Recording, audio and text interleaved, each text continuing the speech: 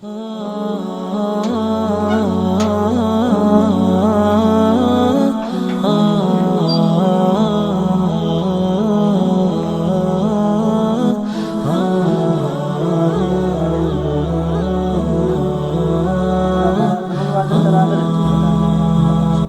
سبا خو کار په بدل دی، زما واده ته نو راغلی، زه هم نه وم. خیر دی انډیوال دی ورغلی به خوشحاله شوی به وی درنه. پرېږده مړه، داسې انډیوالي به څوک څه کړي، ما ته نه راځي.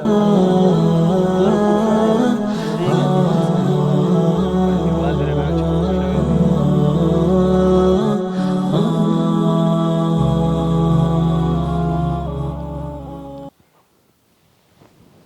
ولا تكونوا كالذين نسوا الله فأنساهم أنفسهم أولئك هم الفاسقون. السلام علیکم ورحمۃ الله.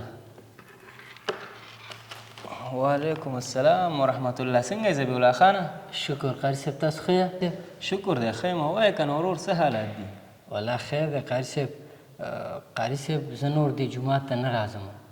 ولې نه راځې؟ څه وجه ده؟ قاري صاحب دې جومات ته زه راتلم هم یې کته هر وخت یې ګورم، څوک په موبایلونو کې لګیا دي، په ویډیو کال خبرې کوي، څوک خپلو کې یو بل سره لګیا دي غیبت یې کوي، بل خوا چې وګورې وروره څوک پکې میسیجونه کوي. نو دا خو جومات دی، د عبادت دپاره خلک راځي، د دې شیانو لپاره خو څوک نه راځي. د جومات نه یې راته زړه تور کړي چې دا کارونه مې وکتل، نو بس زه نور جومات ته نه راځم. دا خبره ده. خو ګوره ذبیح الله خانه، زه تا ته یو کار ښیم، تا ول دا وکړه که د هغې نه بیا وروسته جومات ته نه راځې هم مه راځه، خپله خوښه دې ده. څه کار قاري صاحب؟ صبر وکړه.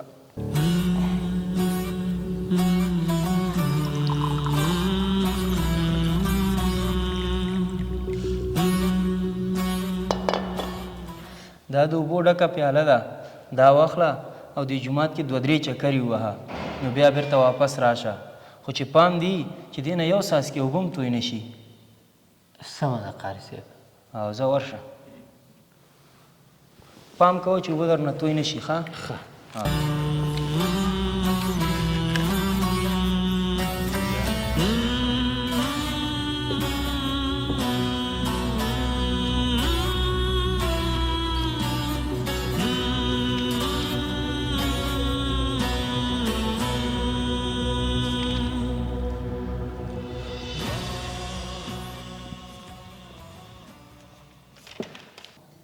قاري صاحب دا کار خو مې وکړ، خو د دې کار کول نه ستاسو هدف څه و؟ زه خو پوه نه شوم. ګوره وروره، تا چې کله جومات کې به هر چکر وهه نو تا ولیدل چې څوک په موبایلونو کې بوخت و؟ آیا تا ولیدل چې چا غیبت کاوه؟ آیا تا وکتل چې چا چټي خبرې کولې؟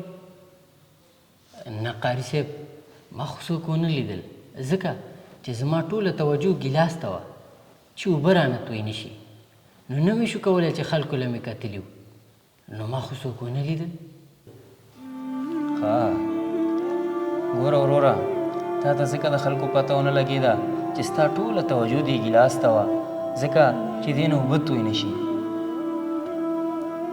نو همدارنګه چې ته کله هم جومات ته راځې نو خپله ټوله توجه دې الله تعالی ته کوه او د الله عبادت کوه، نو تا ته بیا هېڅ څوک هم نه ښکاري چې څوک څه شی کوي او څه شی نه کوي، ځکه الله جل جلاله فرمایي چې د الله او د الله د رسول اطاعت کوئ او په ډېر اخلاص سره عبادت کوئ.